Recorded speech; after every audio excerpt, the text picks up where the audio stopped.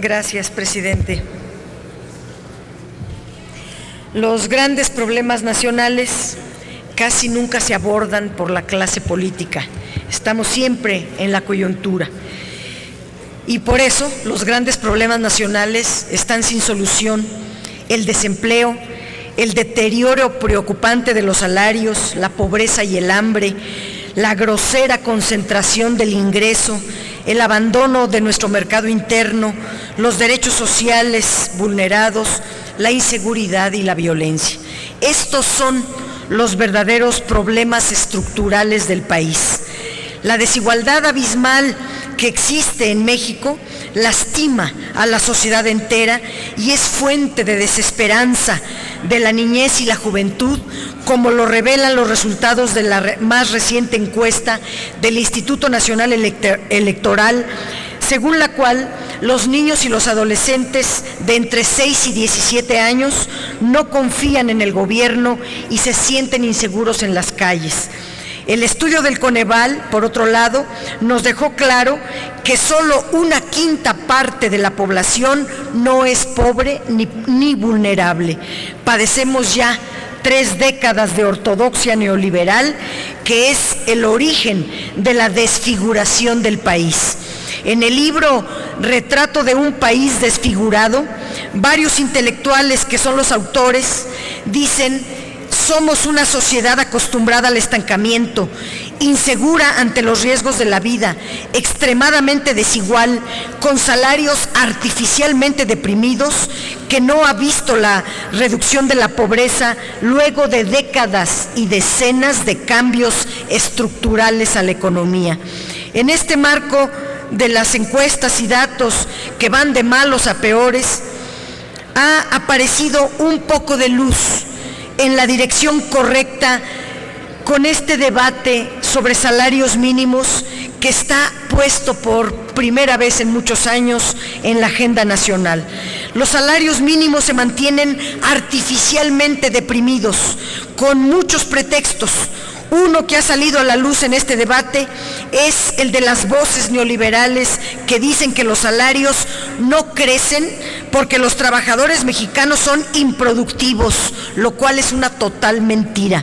De acuerdo a la CEPAL, México presenta una alta productividad laboral y si el salario se hubiera establecido en función de la productividad laboral, el salario sería 20.7% mayor al actual. El otro pretexto absurdo para no elevar los salarios es que se utiliza como referencia para determinar precios de una gran cantidad de bienes y servicios. Este tema se resolvería con facilidad simplemente cambiando la referencia y ya, pero ha sido muy complicado incluso este cambio tan elemental.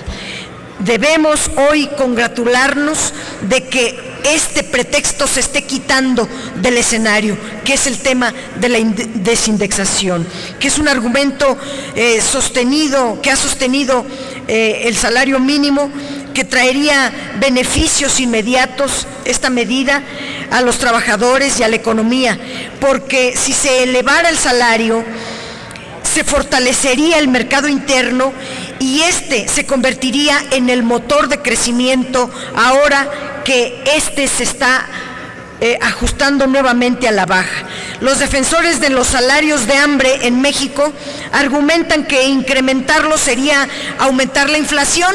Bueno, deberían de leer el The Economist, que dice que los incrementos del salario mínimo reducirían la desigualdad, atraerían a más gente al sector formal y aumentarían la productividad. Los ridículos incrementos anunciados recientemente por la Comisión Nacional de Salarios Mínimos y la desaparición de las zonas económicas solo subrayan la inutilidad de este organismo que tiene un presupuesto millonario con 101 empleados y su función se limita a decretar el estancamiento real de los salarios. La Comisión Nacional de Salarios Mínimos adujo que fijó en 70 pesos con 10 centavos el salario mínimo, que no alcanza en todo caso para 1 kilo de bisteces en el mercado, porque no se finalizó el proceso de desindexación del salario mínimo como unidad de cuenta, pretexto que solo confirma la inutilidad de esta comisión. El aumento fue de 4%, sin embargo, el índice de precios de la canasta básica aumentó 5.1%. Así que al menos la Comisión Nacional de Salarios debió aumentarlos en ese porcentaje. Desde 2004, el Coneval calcula el costo de una canasta básica que incluye los bienes y servicios que como mínimo debe de consumir una persona para satisfacer sus necesidades básicas. En septiembre de 2015, el costo mensual de la canasta básica rural fue de 1,680 pesos por persona, la urbana de 6,663 pesos por persona. El 23% de la población vive en zonas rurales, el 77% de la población en zonas urbanas. El costo promedio de la canasta básica sería de 2,438 pesos por persona. Con el salario mínimo de 70 pesos, resulta ocioso decir que no cumple con lo establecido con la Constitución de la República. Ni 1, ni 2, ni 3, ni siquiera 4 salarios mínimos de 70 pesos podrían ser suficientes para sostener a una persona, mucho menos a una familia, tal como lo estipula la Carta Magna. Todo lo anterior demuestra que la política para el establecimiento del salario mínimo ha estado muy lejos de obedecer el mandato constitucional. Ni siquiera se ha intentado mantener el insuficiente poder adquisitivo. El pretexto de que el salario se usa como unidad de cuenta puede cambiarse solo con la voluntad política. Hoy vamos a demostrar todos, con la aprobación de este dictamen, que hay voluntad política. En la exposición de motivos se documenta ampliamente la insuficiencia del salario mínimo para cubrir las necesidades de las familias y su grave deterioro a lo largo del tiempo.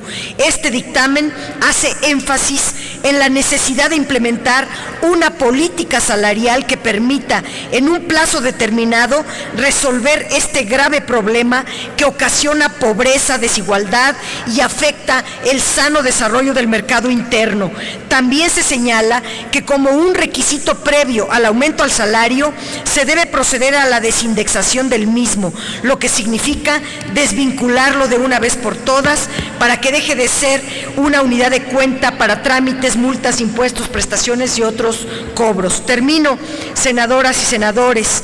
La consolidación democrática, el desarrollo y la justicia social están vinculados irremediablemente a la generación de empleos y salarios dignos para elevar las condiciones de vida de la población.